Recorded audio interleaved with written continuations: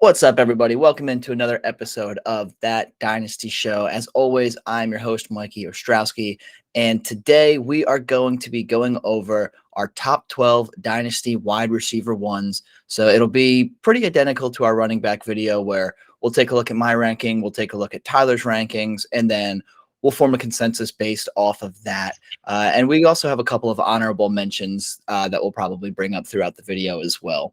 So before we get into it, Tyler, how we doing today, buddy? I'm good.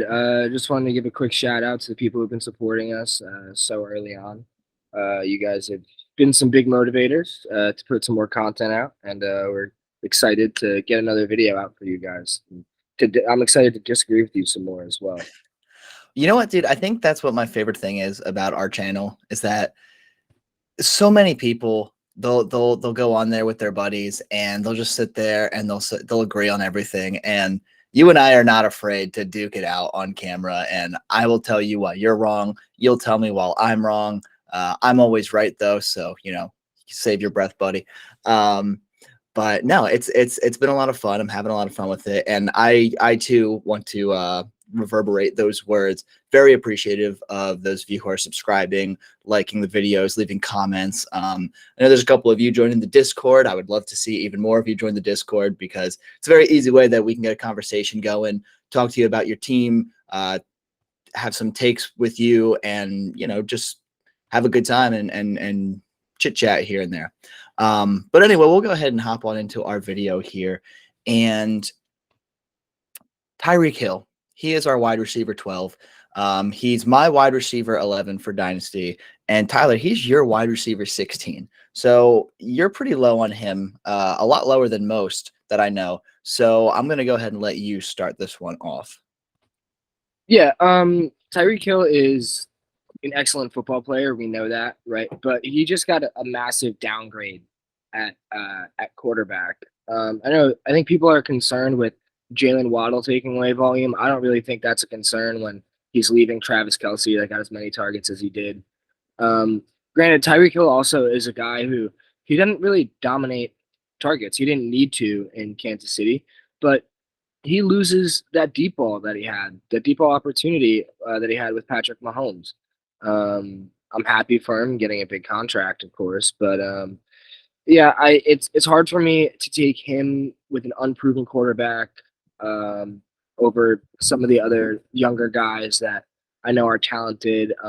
Granted, he's only 28, so he falls right into that range of Davante Adams, Stefon Diggs for me. He's just the bottom of like that tier. He's just like that kind of receiver. But we'll see. I mean, he could go right back to the top of that tier if he produces even 90%, 80% of what he produced in Kansas City because he just had such absurd production his entire career there.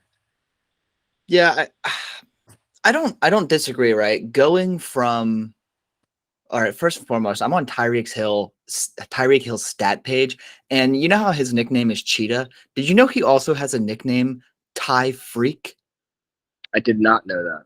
That's Neither neat. did I. Don't know anyone who actually calls him that. That Yeah, is, I don't like it. It sounds like someone's trying to make it a thing when it's not. I hate that. Whoever runs the Pro Football Reference site, please fix that. That is terrifying. I don't love that. But I bring up his stats because, obviously he's had Pat Mahomes throwing in the ball since 2018. And obviously the Pat Mahomes to Tyreek Hill connection it was arguably the best quarterback receiver duo over the last, 4 or 5 seasons, right up there with like Aaron Rodgers and Davante and a couple of others. Going from Pat Mahomes to Tua is a big downgrade, especially because Pat Mahomes has an absolute cannon for an arm, and Tua is still pretty unproven when it comes to actually being able to hit his guys super deep down the field, which is what we like seeing out of Tyreek Hill. The thing with Hill, though, is that he is really good at making a guy miss in the open field, right? He can do the dink and dunks. He can do the screen plays. You can have him, come around and take the ball straight out of the backfield. So there's still a lot of upside with him. He's electrifying. That Miami acquired him with the indications that they're going to use him as he's supposed to be used. But having to share the field with Jaylen Waddle, it's definitely going to bring down his targets. It's definitely going to bring down his overall numbers, but I still think he's going to perform very well. I don't think that he is a legitimate threat to be a top 5 wide receiver in Miami unless we see a big breakout year from Tua. But I still have a hard time believing that he'll finish outside of the top 10 or top 12, even with Tua throwing in the ball. So I'm not overly concerned with it. I think him and Waddle are going to feed off of each other, and I think it'll actually be a really, really good thing for both of their fantasy values because opposing defenses are not going to know what to do. So I definitely bumped him down a little bit. Tyreek Hill is probably, if he was still in Kansas City, he'd be firmly in like my top 6, top 7 dynasty wide receivers. But, knowing that he's in Miami, I had to make him 11. I don't blame you for having him down at wide receiver 16. Like it's totally valid. The guys that you have in front of him, some honorable mentions here. You got Terry McLaurin right in front of him. You got Mike Evans. You got Deontay Johnson. You got Drake London, which is surprising. We'll talk about that one a little bit later. But most of those guys, especially with Mike Evans and even Terry McLaurin, I don't blame you for having those guys over Tyreek Hill because, again, we don't know what's going to happen with him in Miami. Yeah, well, that's the thing is that I know that those guys have either improved at quarterback or are staying the same at quarterback. So I'm good with it. And also Mike Evans, Chris Godwin's going to be out for however many games this year too. So he's going to see an uptick in targets early on in the season. And I mean, it's just going to make him more valuable. I think he's young. I mean, Mike Evans is young enough, 28, he's the same age as Tyreek Hill and Stefon Diggs and them. So I actually love Mike Evans. He's just so consistent that these high floor guys that have high touchdown rates, I love them. I love them. You get those spike weeks, and especially when he's going to see an uptick in targets early on in the season. Yeah, definitely a lot to like about Mike Evans, but Tyreek Hill at wide receiver 12, I'm not going to argue that he should be higher. That's about where I would have him anyway. So, I think it kind of works out there, but we'll move on. We could talk about, there's so many things to talk about with Tyreek Hill, but we're not going to have any of our answers until we see what Tua can do this year. So let's just cross our fingers, hold our breath, and, pray that Tua can actually make something happen for Miami this year. But our wide receiver 11, moving on to that, he is your wide receiver 9. He's my wide receiver 12. So I am a little bit lower on him than you are. I have a feeling you know exactly why I'm lower on him than a lot of people are. It's DK Metcalf of the Seattle Seahawks. I like DK. I do. I don't love DK though. He's good. He's a really good receiver, but you could kind of see it last year. It almost looked like opposing defenses had kind of figured him out. And he's a freak athlete, right? Big dude, punishing receiver, an amazing receiver. I would love to have him for my fantasy team or for, the Carolina Panthers. That would be incredible. But I don't think he's like this supremely talented wide receiver. I think he's just a big physical freak of nature kind of athlete. And that's enough to keep him in my top 12 for sure.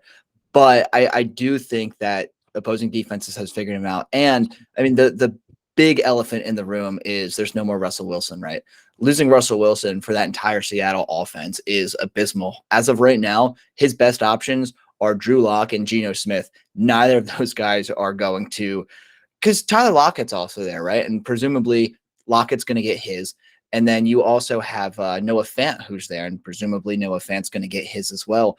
And it's just, you really wonder how Drew Lock or Geno Smith is going to support all of these guys. And obviously DK Metcalf has the best chance of being the receiver that actually is supported. And that's why I do have him still in my top 12. But it's a scary situation, right? We don't know what's going to happen. Seattle is probably a favorite to have, if they go into this season with Drew Lock as their quarterback, they're going to have a top 5, top 6 pick next year. Like they very well could go out there and get Bryce Young or CJ Stroud or like one of the other quarterbacks that's coming in. So, the situation's going to be changing. And I try to keep that in my head. But as of right now, out of all 12 of the guys that we're talking about today on this list, all 11 other ones I would take over DK Metcalf. Yeah, so I think that he's going to be in a situation where he's hyper targeted because Tyler Lockett is that downfield receiver, and none of the quarterbacks on the market and none of the quarterbacks that they have are going to be capable of getting the ball down the field as well as Russell Wilson did. So I think DK is probably going to see an uptick in targets as well, just based on a hunch, I guess, that these quarterbacks aren't going to be slinging the ball the same way that they're getting a downgrade, that Tyreek's getting a downgrade from Will Holmes to Tua. They're getting a downgrade from Russell Wilson to Drew Lock, potentially Baker Mayfield or maybe Jimmy Garoppolo or someone like that. But the thing about DK is that he plays for the Seahawks, and I trust the Seahawks as an organization to figure out the quarterback position.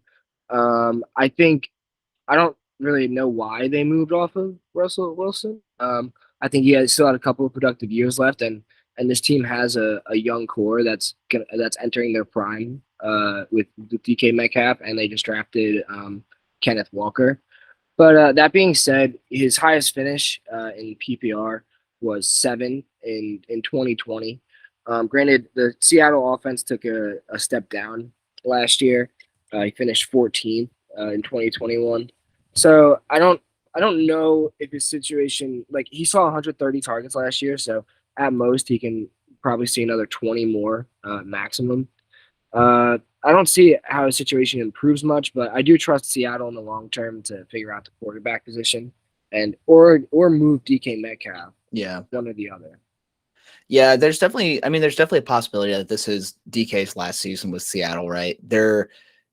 He's going into his last year of his contract, and if Seattle's smart, they'll re-sign him because he is a really good football player.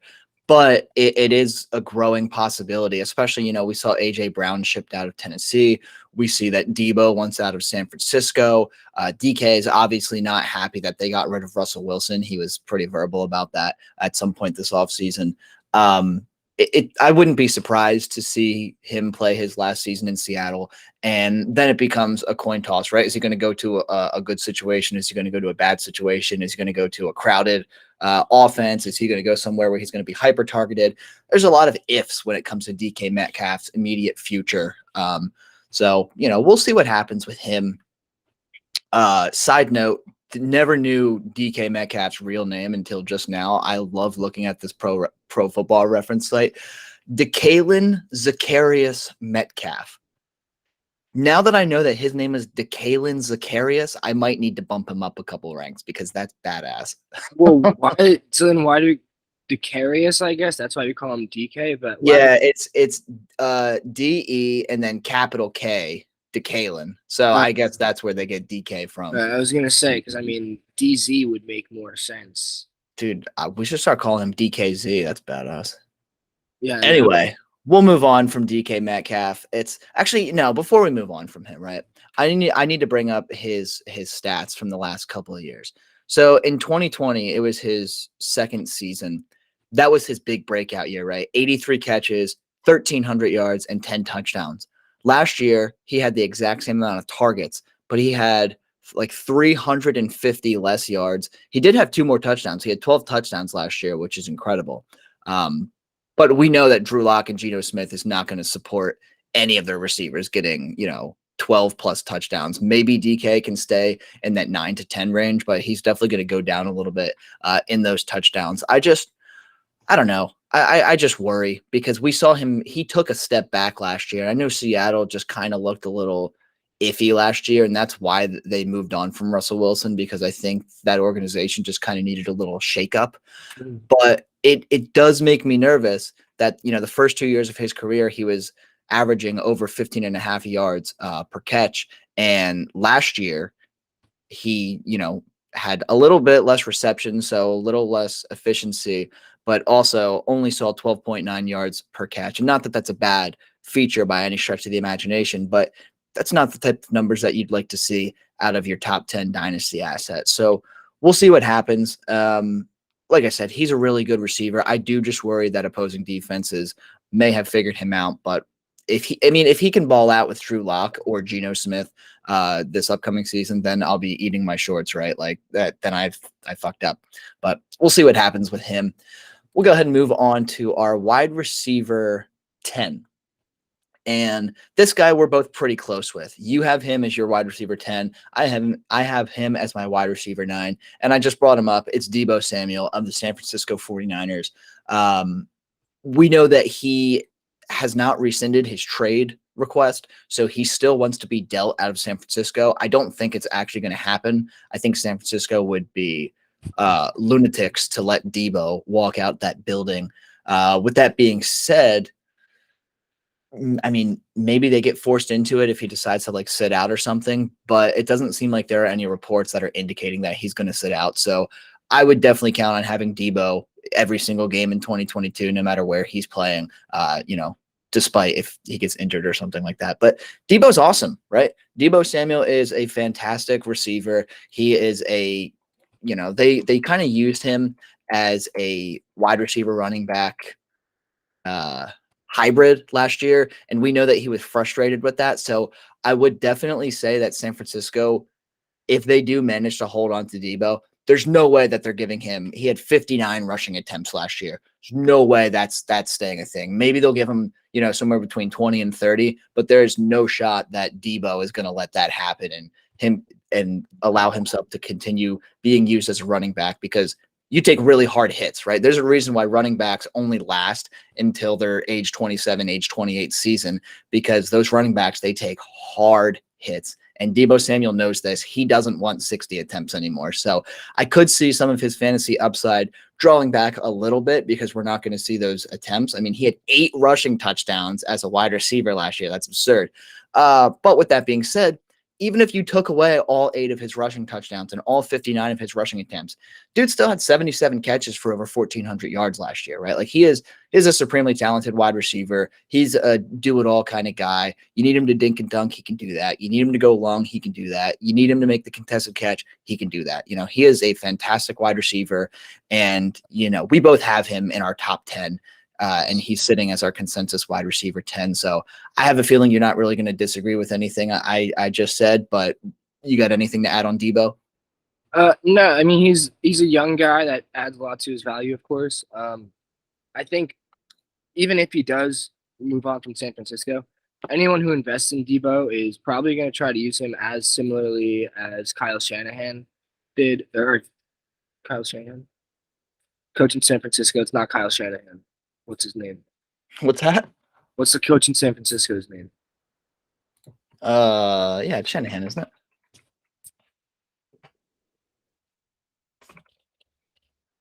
Yeah, Kyle Shanahan. Is it? Oh, yeah. I was like, what are you talking look about? Look at me. Oh, well, anyways, I think that anyone who invests in Deebo will try to use him as closely as Shanahan has in San Francisco. And even like if you want to take away those rushing touchdowns, he's still the best player on the field in San Francisco. So he's going to get those touches in some way, shape, or form at the goal line. He's going to be the one getting the ball and scoring the touchdowns for them. We're hoping that Trey Lance is also an upgrade at quarterback from Jimmy Garoppolo. But the one thing that does worry me and concern me is that San Francisco is traditionally a running offense. That's what they do. They try to control the clock, and they try to grind out games. But we'll see. I think his youth and just the talent level alone.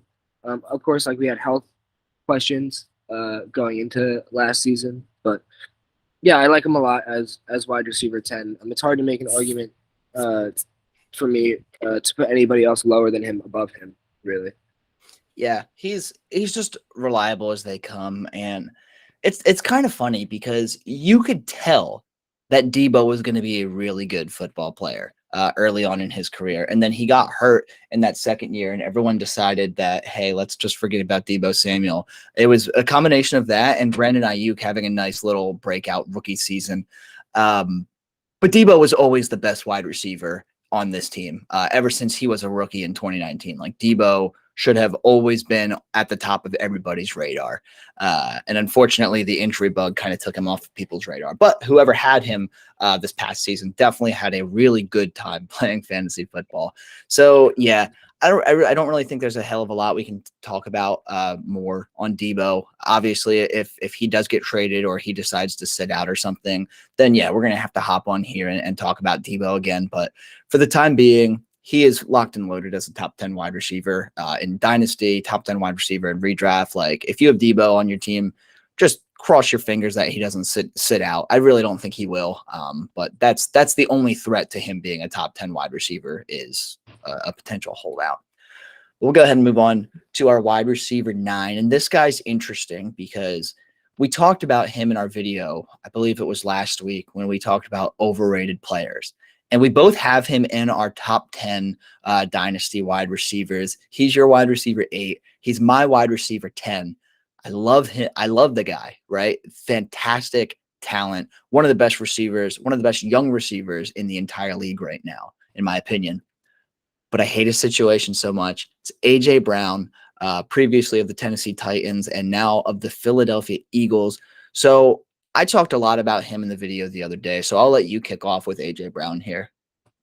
The guy's supremely talented. I know we did talk about him for a while the other day. Of course, another guy downgrading in quarterback situation and a downgrade. They're just not going to see as many red zone opportunities as they did before because they're not in as high powered of an offense. But who knows? Maybe Devonta Smith helps spread the field out a bit for AJ Brown, and maybe it makes him a little bit more efficient.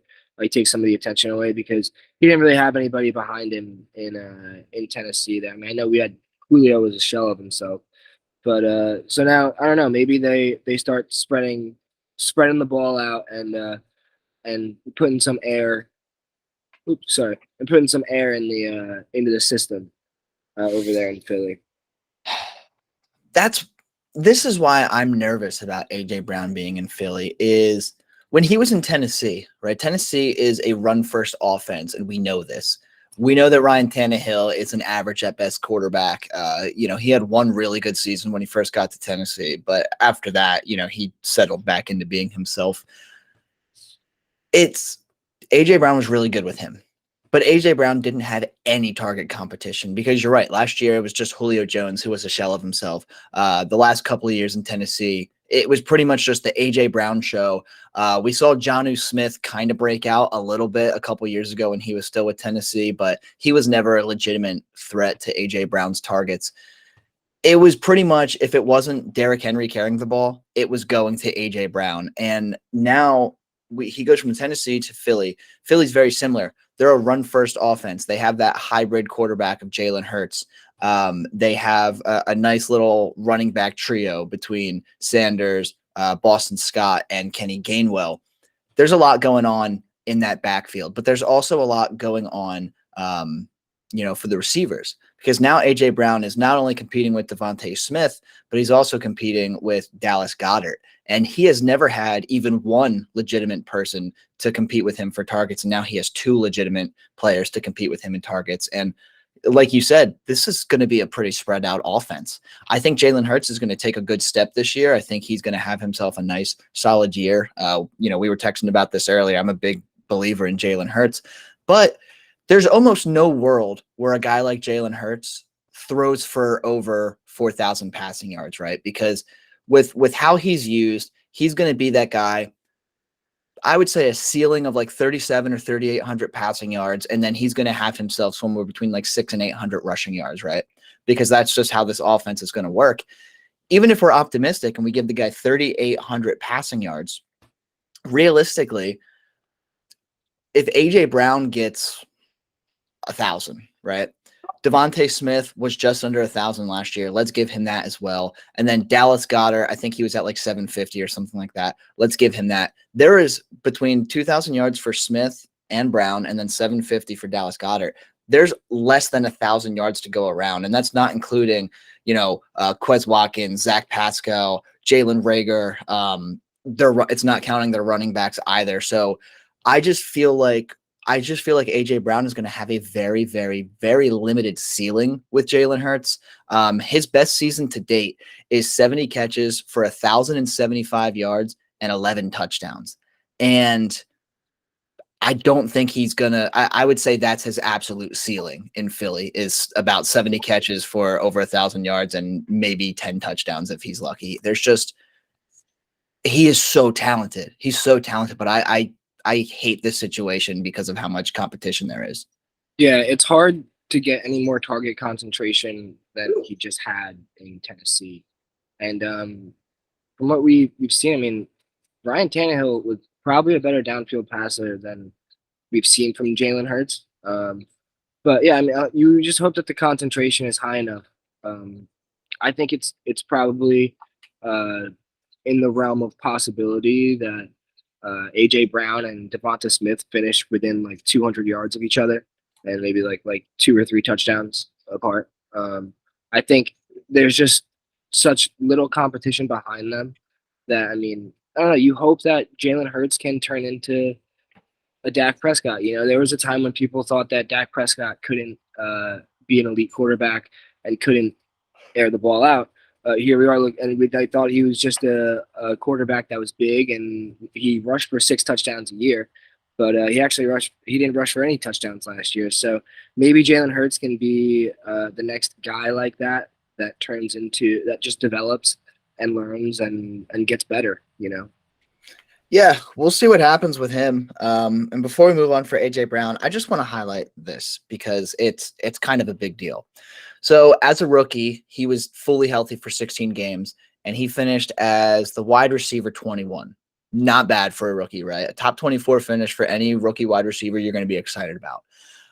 The following season, which was his career high, 1,075 yards, 11 touchdowns, he finished as the wide receiver 12, and he only played in 14 out of 16 games. So he missed 2 games, but he was the wide receiver 12 overall in the season. That's a great accomplishment. Last year, he missed 4 games last year. So, we gotta keep that in mind. But he finished only as the wide receiver 32, and looking at it, or the wide receiver 33. And looking at it, without sorting this, I don't think he would be higher than the wide receiver 25 in terms of points per game. So, and Tennessee was weird last year, right? They lost Derrick Henry. Ryan Tannehill looked like shit. Like, you really can't blame too much on him. But with the exception of his second season, we haven't seen that supremely elite season, statistics wise, from AJ Brown. And it kind of makes me nervous. You also have the fact that he always seems to be missing at least 2 or 3 games each season. He has historically had injury issues. He was fully healthy his rookie season, but he's missed 6 games in the last 2 seasons, which is something you never want to see.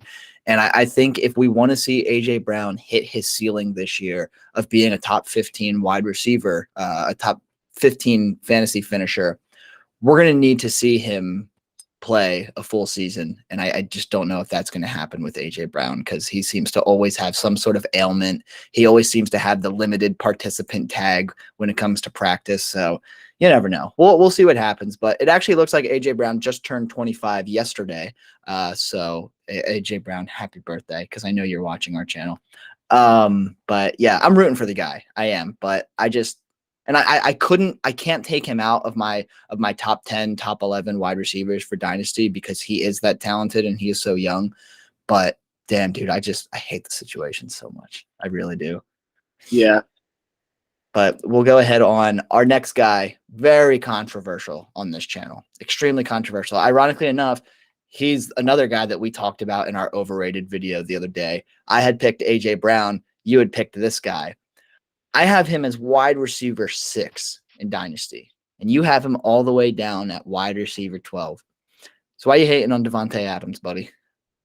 I think a large percentage of his success came in the red zone and from scoring touchdowns. I think that the Raiders are going to score less touchdowns than the Packers did last year. I think he has an increase in target competition, decrease in quarterback efficiency coming from Derek Carr. There's just a lot of things that I don't like about his move to Vegas. And that really pushed him down for me. It's hard for me to take him over a guy like Stefon Diggs, who I know is locked in for the next couple of years with his elite quarterback. But yeah, it just is what it is with him. I mean, we'll see how it plays out. Um, the odds are he will be getting a lot of the red zone touches. Unfortunately, in Vegas, Josh Jacobs gets a lot of the goal line work. And that's one of the areas that Davante excelled at, was at the goal line, running those fade routes. I don't know if Derek Carr is going to be the one throwing those dimes to him. I don't know if he's going to be able to make those throws. I think they probably maybe stick to their bread and butter and just run the ball down the throat on the goal line. Yeah, a lot of things just pushed him down my board this offseason. Yeah, I mean, I get that. I do. And pointing out the touchdowns, it is a big deal, right? Last year, Aaron Rodgers had 37 touchdowns and Derek Carr only had 23. Derek Carr's career high in touchdowns for a single year is 32, where Aaron Rodgers having 37 last year, I mean, that just kind of blends in with most of his healthy years, right? Aaron Rodgers has had multiple seasons where he had over 30 touchdowns. He's had multiple seasons where he's over 40 touchdowns. And you're right. It's hard to imagine Derek Carr even sniffing, let's say just the 37 range that Aaron Rodgers had last year, because Derek Carr is not as good as Aaron Rodgers, and no one's going to argue that. Derek Carr is a very good quarterback, but he's not Hall of Famer Aaron Rodgers level. I would expect Derek Carr's touchdown rate to go up. I would expect him to be a little over 30, I would say. Let's see. What I have him projected 30. for. What's that? 30 would be a big improvement. Well, sure. I have him projected for 29 this year in my projections, and it's not unheard of, right? 2 years ago he had 27. Back in 2016 he had 28. In 2015 he had 32. Like, he's done it before and he can do it. You're giving him Davante Adams, so you got to figure he's going to get at least 5 more touchdowns than he did last year, and that in itself would bring him up to 28. If Darren Waller's healthy, that's even more touchdowns. Hunter Renfrow is a beast of a route runner. There's a lot to like about Derek Carr, and I think that he's going to have a really good connection with Davante Adams. Adams wanted to go to the Raiders because he wanted to play with Derek Carr. Derek Carr is going to pepper Adams with targets, and more targets, right? Adams he's 29 years old. He turns 30 in December. So wide receivers, as soon as they pass, that age 30, 31 season, they start declining, right? We see that in running backs around their 27, 28 season. You see it in receivers around somewhere between 30 and 32, depending on who they are. Davante Adams is a guy that I would bet to be able to play as a more than capable receiver until he's 32 or 33, because he is, a freak athlete, an amazing football player. He's definitely not seeing, he had 1,500 yards last year with Aaron Rodgers. It's a possibility with Derek Carr because Derek Carr is really good at getting those passing yards. He had just short of 5K last year. But with that being said, to your point, there's a lot more target competition with the Raiders than there was with the Packers. Outside of Aaron Jones and maybe a healthy Robert Tonyan a couple years ago, Adams isn't competing with anyone in Green Bay for those receptions, those important receptions. And now he's got Darren Waller and Hunter Renfrow to compete with. So I totally get why you would be low on him. I think wide receiver 12 is a bit too low for me personally.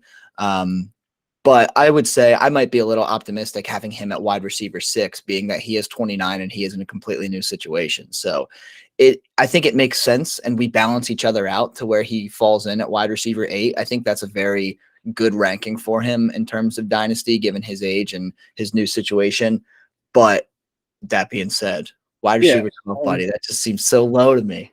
Well, I mean, like you kind of just pointed out, I mean, I can buy in that Davante Adams adds 6 touchdowns to his offense from last year. Derek Carr throws 6 more because of him.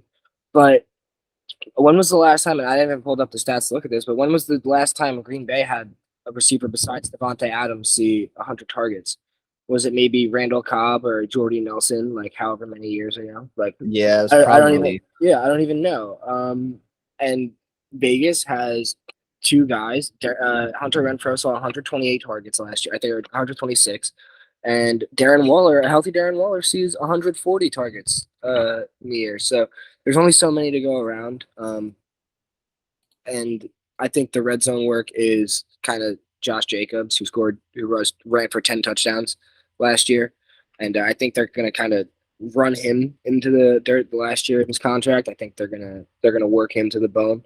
So there's a lot of competition there. Yeah, and you know what? That's a very fair point to bring up because I'm looking at Green Bay's history, and in 2016, Jordy Nelson was still there. He had like 1,200 yards. That year, Davante Adams had 75 catches, 997 yards, so just short of 1,000, and he had 12 touchdowns.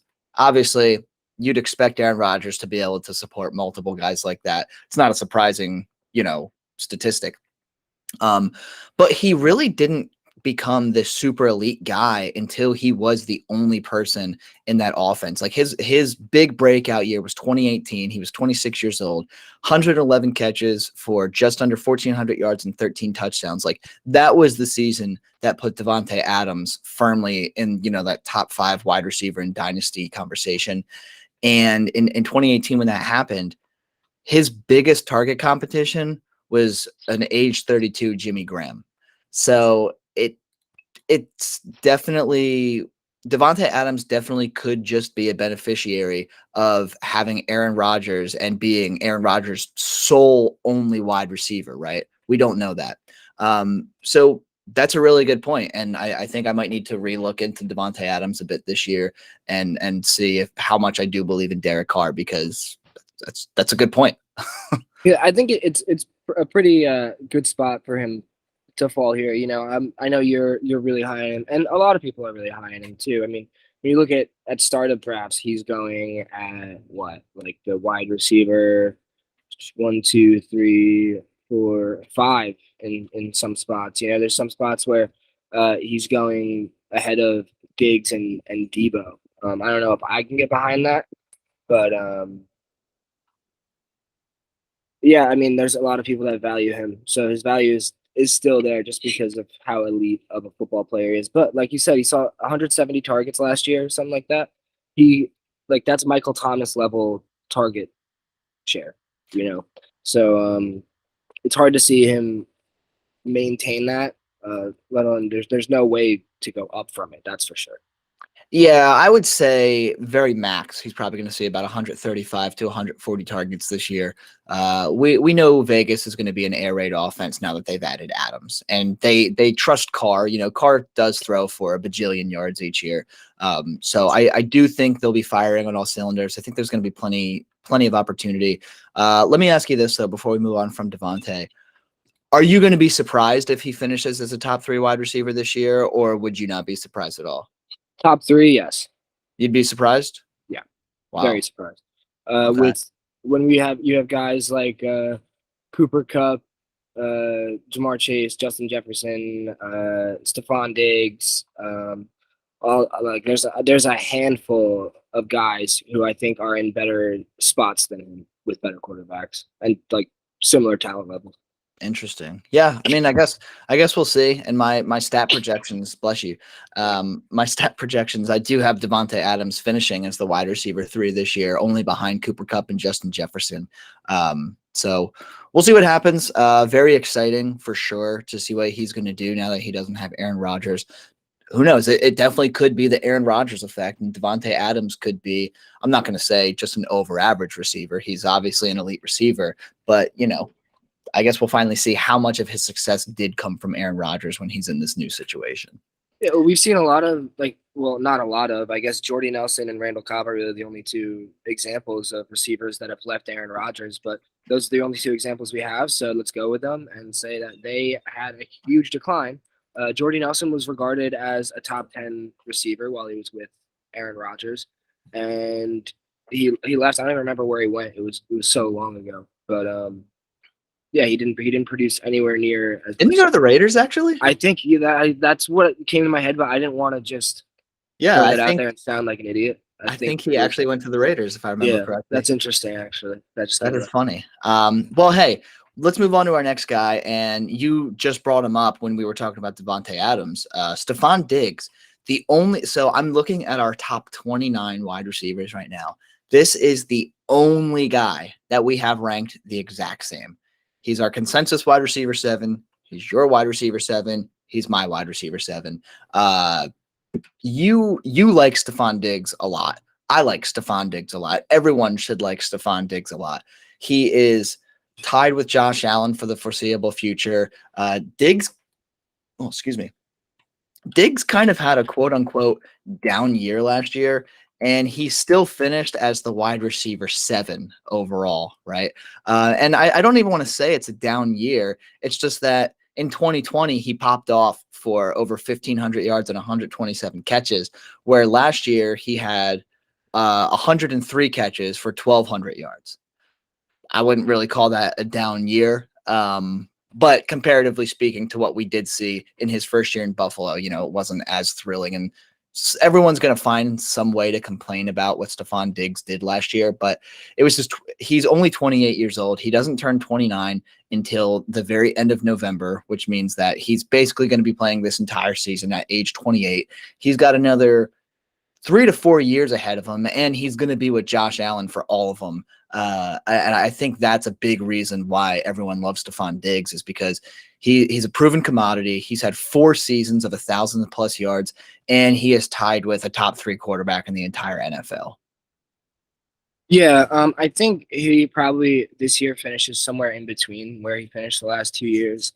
He had like 160 something targets this year, and I think he just got a boatload of money, so I think they're gonna go with him some more. I don't really see Gabe Davis being a 90 target guy and taking away a bunch of target share, but even if he did, I think that Josh Allen could probably support that.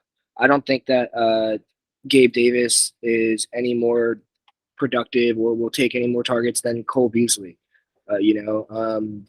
I'm just like really low on Gabe Davis, and the quarterback situation is obviously like the best of the guys of the receivers that are 28 and elite.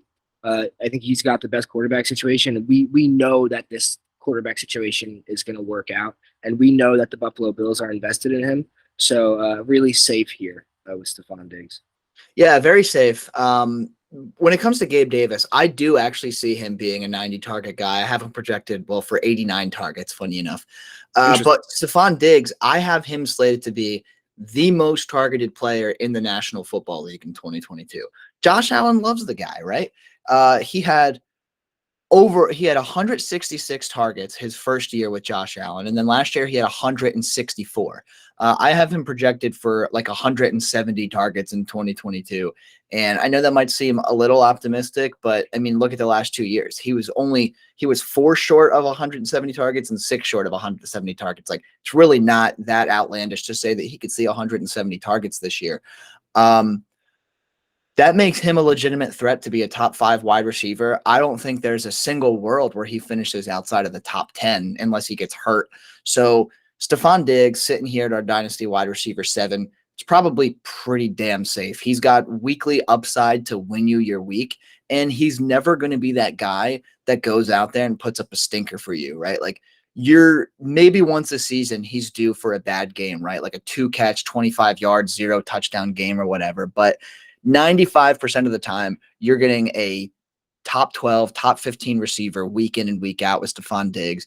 It's never a bad time to have Stefon Diggs, and I don't care about his age. I mean, he's only 28. That's fine. Age 28 is, I mean, you could argue that, between the ages of 27 and 29, that's a wide receiver's prime. So Stefon Diggs is right in the middle of his prime right now, with Josh Allen only getting better year after year. So Stefon Diggs didn't score less than 17 points in any single game last year. Well, there you go. See, not exactly. A single one, and that's the only one. It's literally just 17, 18, 19, 20, 21. Like, it's ridiculous. It's just the floor. It's so consistent. He's like Mike Evans 2.0, honestly, you could say. Yeah, no, Stefon Diggs is incredible, and yeah, there are only 6 guys at the wide receiver position that I'm taking over him. And honestly, after our talk about Davante Adams just now, because I have Diggs at 7 and I have Adams at 6, I could flip-flop these guys and I'd be perfectly fine with that. So there's a world where Diggs is potentially my dynasty wide receiver 6, and seeing that we both have him at 7, I don't think anyone can really argue too much at that point. But yeah, Stefon Diggs in Buffalo, a recipe for success. That's all we got to say about that. Yeah, we love it. The next handful of guys that we have, so we're into our top 6, and all of them are young with the exception of one guy, and the one guy is our wide receiver 5. I'm sure you guys can guess who it is since we haven't talked about him yet. But the rest of them are all 25 and under. So our wide receiver 6 is Jaylen Waddle. And Tyler, he's your wide receiver 5. He's my wide receiver 8. I wouldn't say I'm low on him at wide receiver 8, and I wouldn't say you're high on him at wide receiver 5. I've seen him ranked pretty consistently between 5 and 9 for most people. It seems to make a lot of sense. But you're definitely a really big Jaylen Waddle fan to have him in your top 5. So I'll let you go ahead and kick us off with that. I am. The youth and playing with a mediocre quarterback and still producing screams volumes for me. The guy was wide receiver 13 last year, I think, by PPR. Yeah, really good. I mean, 14. That's one of the things why people don't like the Tyreek Hill landing spot is that Jaylen Waddle takes up so many targets. But I think an unsung or an untalked about person in that offense is Mike Gesicki too. Gesicki got over 100 targets last year. I think he's been consistently around that range since he got in the league. The Dolphins really like Mike Gesicki, but that being said, they also really like Jaylen Waddle. Granted, there's only so many yards to go around this offense. I don't know how long the leash is for Tua, even though I think it's unfair. I think the Dolphins did him wrong. I think that it's not going to be too long if Miami isn't able to compete in this division now that Tom Brady left. I don't think it's going to be that far out in the future that Miami moves on from Tua. Yeah, if Tua can't succeed with the offense that they provided him this year, I mean, they have a good offensive line. They have a great trio at running back. You know, they have Chase Edmonds, Sony Michel, and Raheem Mostert, plus Myles Gaskin is there too, right? So they have a guy for every situation out of the backfield. They have Jaylen Waddle and Tyreek Hill, and like you mentioned, they have Mike Gesicki. They have a fantastic, amazing offense. They have. If Tua was a better quarterback and we knew it, they would have a top 5 offense in the NFL, and no one would argue it if it was someone other than Tua back there. So if Tua can't succeed, I would say they move on as early as next season because there's no reason for him not to be able to succeed this year. And with Jaylen Waddle being how old he is, he's 20, he's 23, doesn't turn 24 until November. Yeah, there's plenty of opportunity in the foreseeable future, whether it's Tua, whether it's a new guy, whether even if Teddy Bridgewater takes over at quarterback this year from Tua, there's nothing to hate about Jaylen Waddle or the situation because his situation, if Tua plays well, okay, cool, crisis averted. If Tua doesn't play well, okay, cool, crisis averted. We're getting a new quarterback as early as next year, right? So it's high upside. He's very good. He handled 140 targets as a rookie, over 1,000 yards, 6 touchdowns. I mean, obviously, for 104 receptions, you'd like him to have more than just 1,015 yards because he did have less than 10 yards per catch. With that being said, he was the only thing going on in Miami last year, and he was essentially, you know, Anquan Bolden's rookie season all those years ago. This Jaylen Waddle is Anquan Bolden. And if that's the kind of career arc that he's going to have, everyone should want a Jaylen Waddle on their team. So I don't blame you for having him in your top 5. I don't blame you at all for that. I think his efficiencies are going to go up, especially with Tyreek Hill coming in and taking away a lot of the pressure. I think he'll definitely have more than 6 touchdowns this year, and I think he'll have more than just 1,015 yards. We could see the targets fall a little bit. Maybe he doesn't get 140. Maybe it goes down to like 115, 120, just because of the amount of talent that's in this offense now. But I think he'll make up for those loss of targets with greater efficiency. Yeah, I think the biggest point is that there's quarterback improvement in the foreseeable future. Either way, you said it really well. Crisis averted either way. They've really invested in this offense. They want to win during Tyreek's contract. They didn't go out and pay him that $30 million contract or whatever it was for them to finish second in the division and 9-7 or 9-8, whatever. There's 17 games now.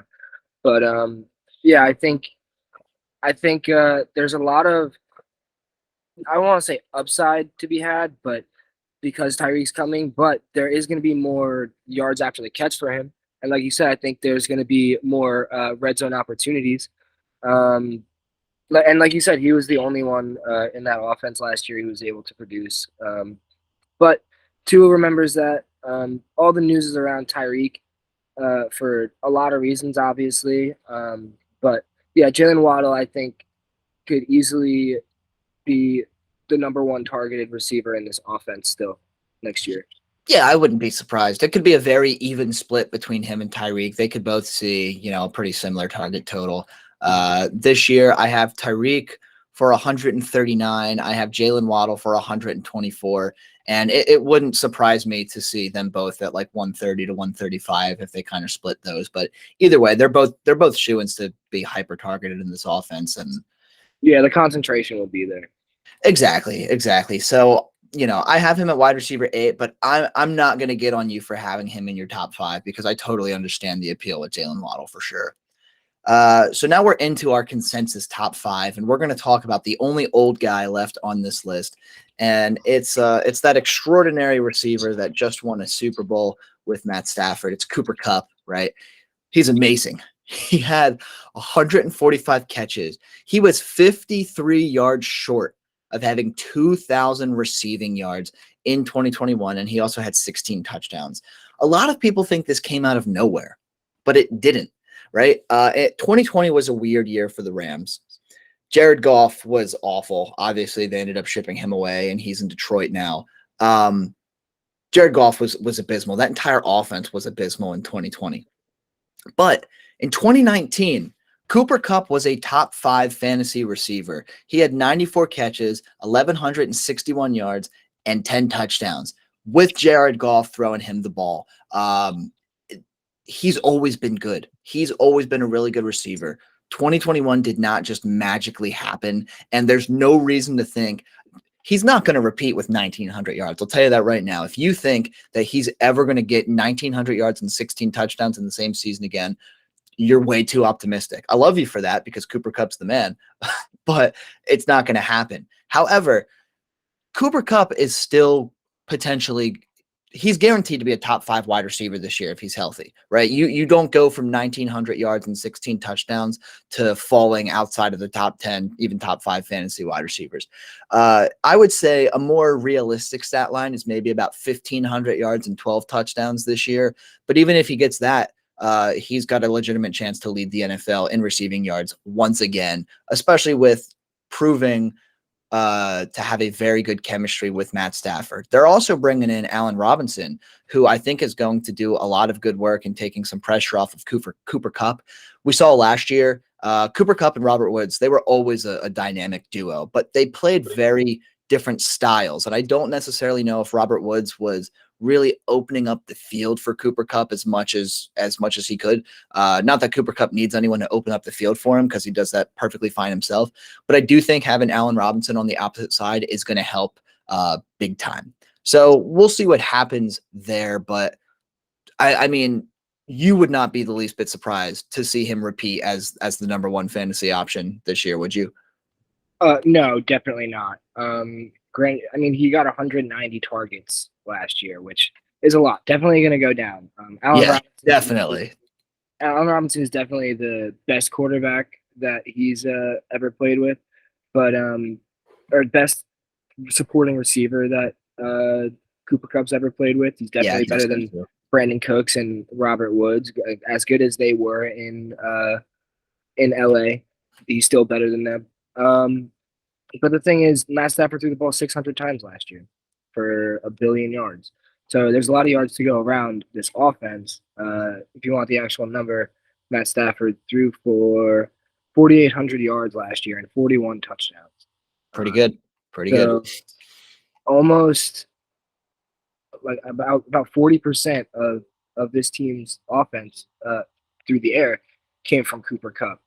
I don't think that percentage, like you said, I don't think it stays where it's at, but really safe. We talked about him being old, but he's old with a long contract, So, and with a really good quarterback. So similar situation to Stefon Diggs right now. Yeah.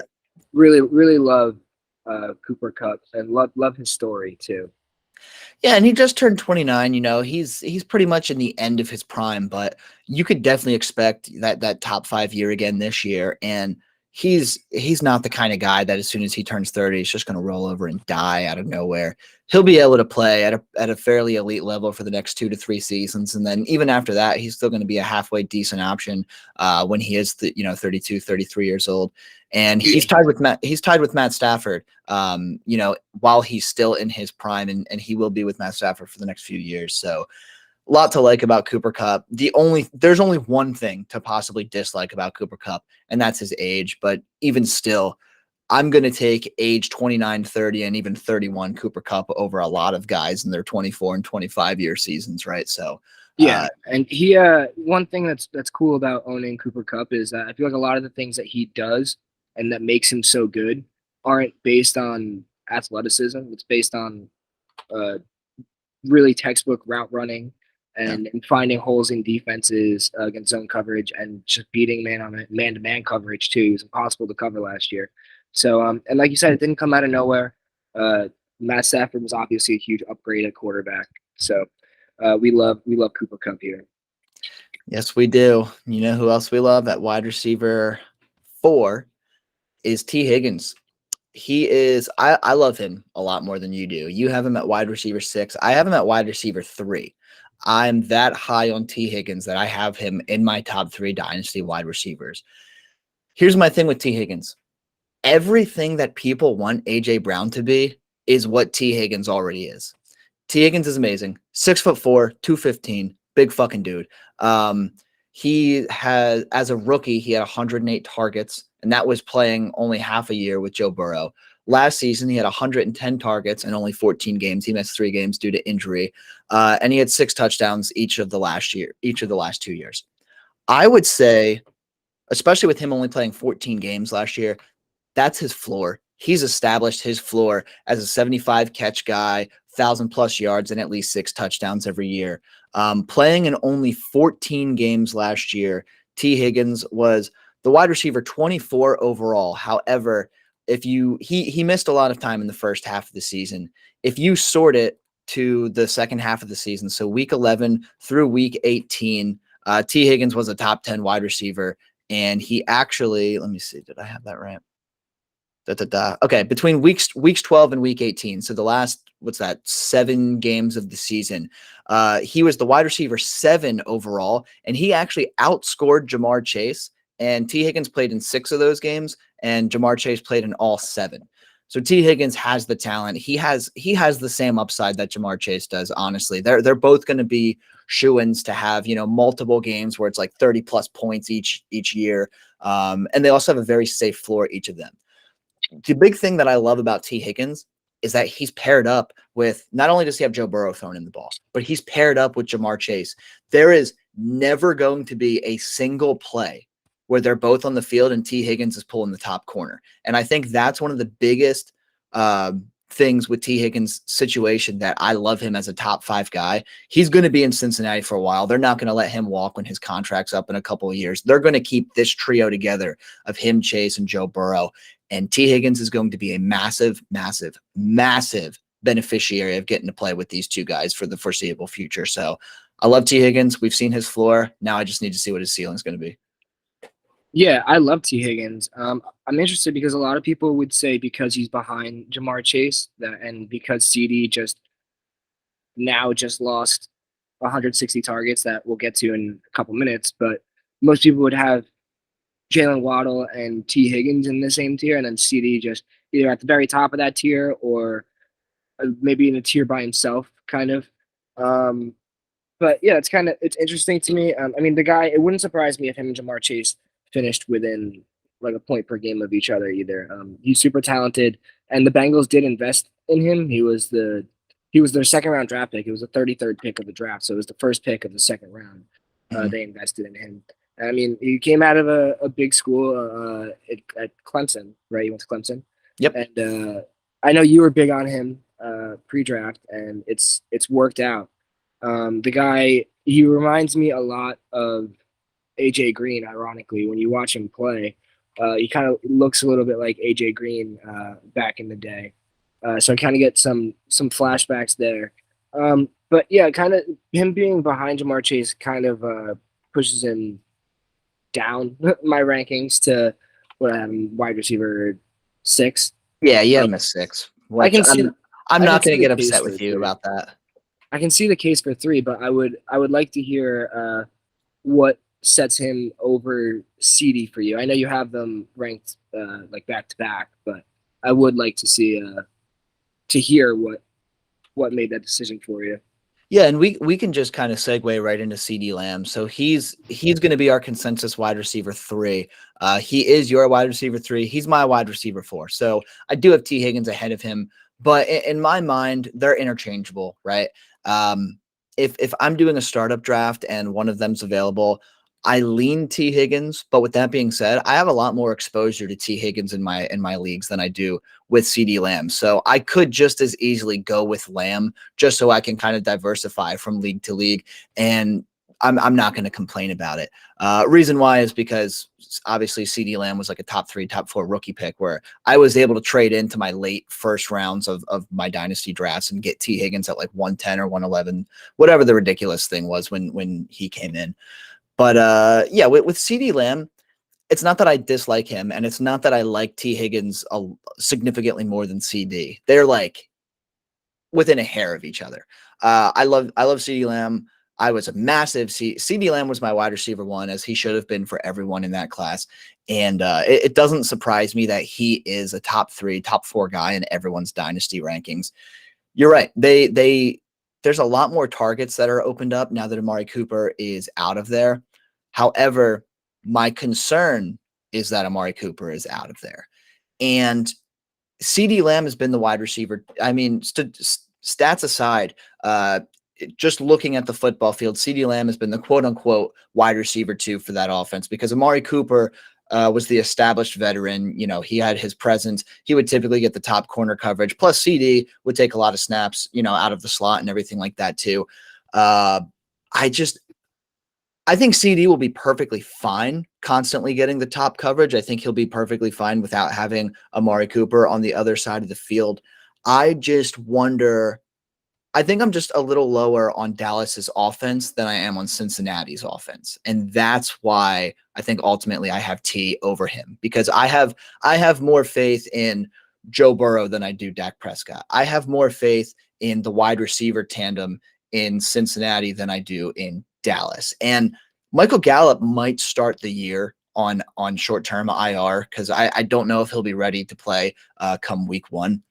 If it's CeeDee Lamb paired up with, you know, obviously Dalton Schultz is going to be out there if he doesn't hold out, because I know there's like a lot of issues with his franchise tag right now or whatever it is. What was I saying? Oh, yeah.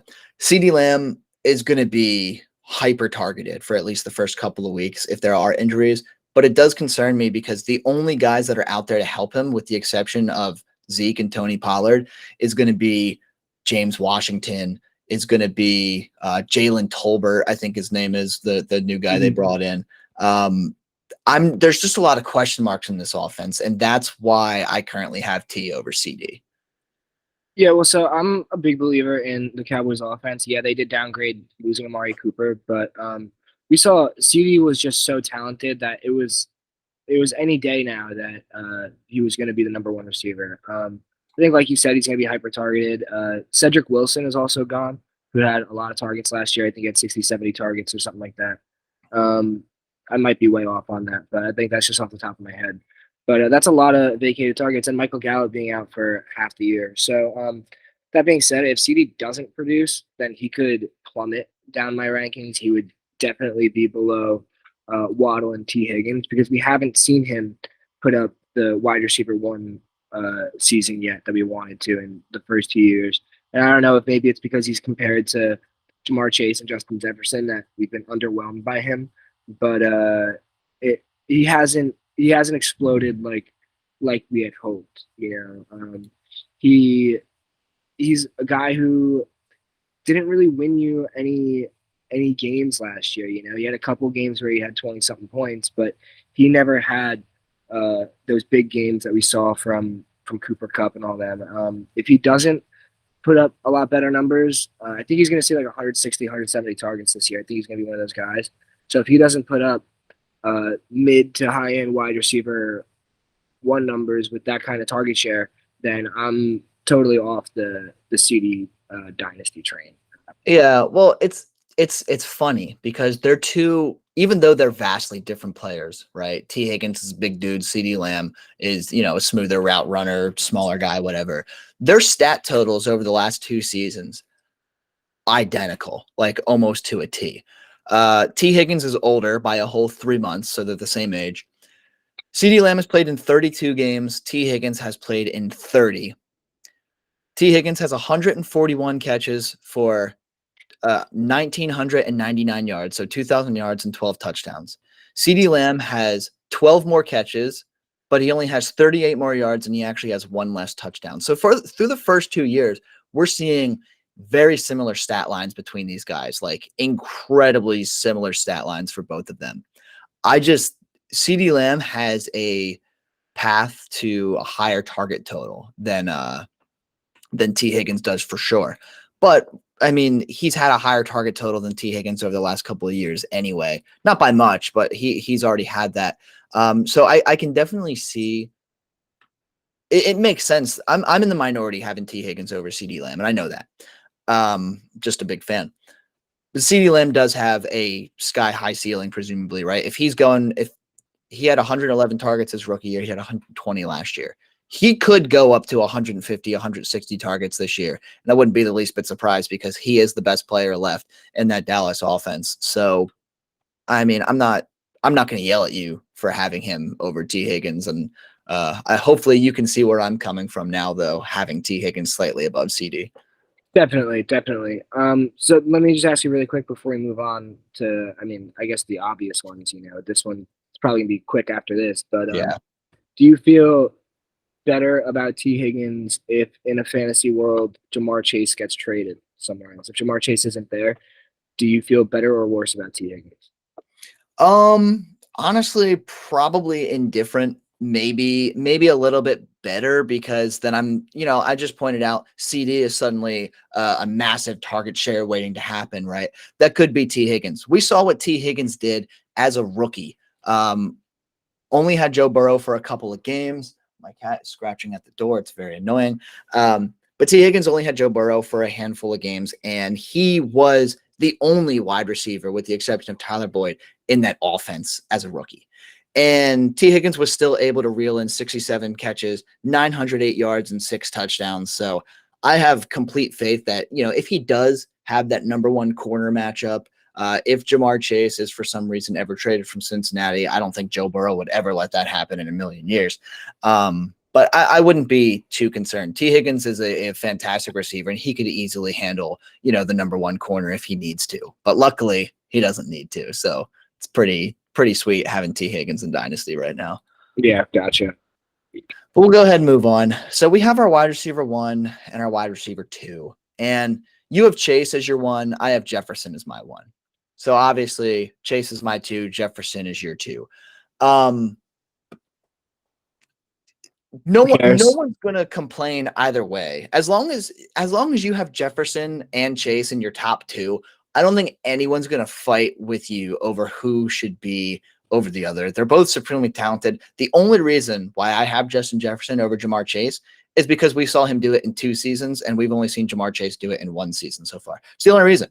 There's almost no difference between these 2 guys. They're both insanely talented. They're both insanely young. Jamar Chase does probably have a better long-term situation at quarterback because we don't know what's going to happen with Kirk Cousins in a year or 2, and we don't know what Minnesota's going to do at the quarterback position. So that's an argument for Jamar Chase as to why you'd have him as wide receiver 1 over Justin Jefferson. But at the end of the day, they're both fucking awesome. So it's like, yeah, that is my argument. Be happy. That is my argument for having Jamar Chase over Justin Jefferson. It's just the quarterback situation. Yeah, flip a coin and give me either one. I don't care. There's some situations. I think one little thing that's cool is if you're playing in like best ball league or even in Dynasty, is taking Justin Jefferson early because he's easy to pair up with Kirk Cousins like later on in the draft.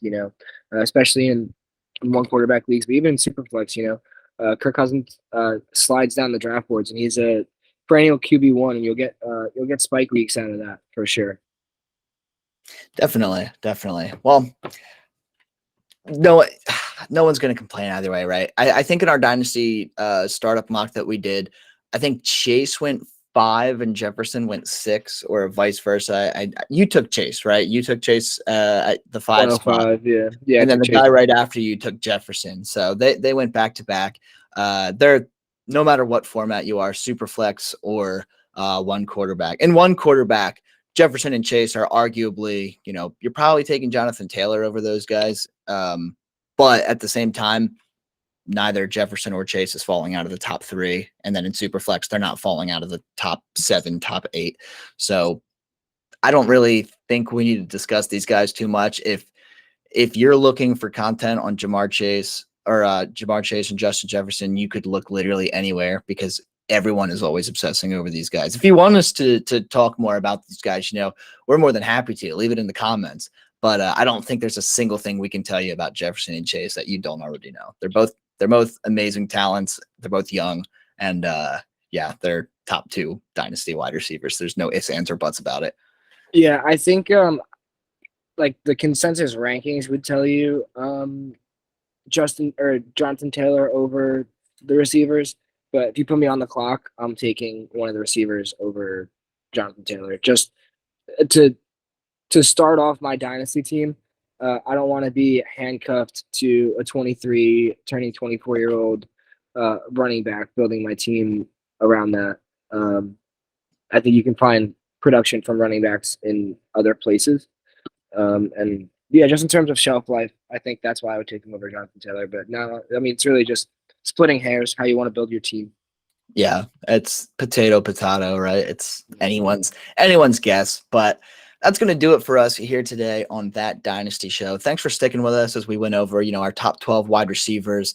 Honestly, I love doing these videos. It's so much fun. There's a ton of content to be put into it.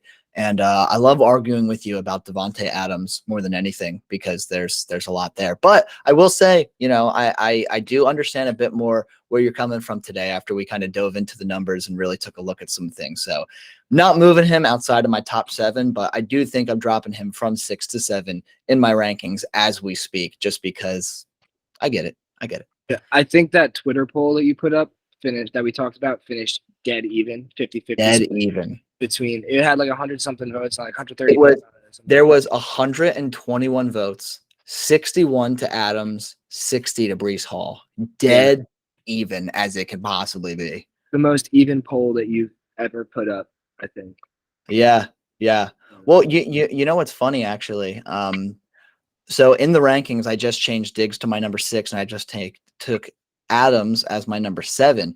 When I do that, he actually becomes our consensus wide receiver 9, and AJ Brown gets bumped up to wide receiver 8. So I guess we lied to everyone a little bit. So sorry about that. But yeah, I'll post this picture up. Actually, it's probably right here on the video now. It's just that I haven't edited yet, so Tyler and I aren't looking at it. But anyway, with that being said, thanks for joining in today on That Dynasty Show. Make sure you like, subscribe, and of course, leave comments, join our Discord, all that fun stuff if you are enjoying our content.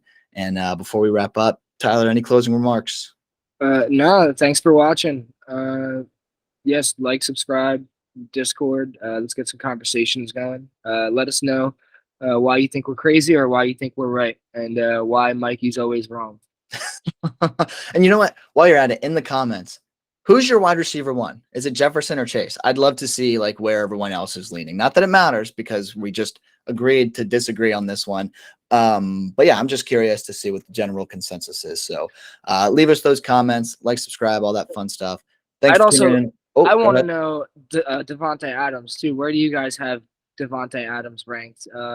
In terms of what wide receiver do you have him ranked as? And would you rather have him or Breece Hall? Let us know.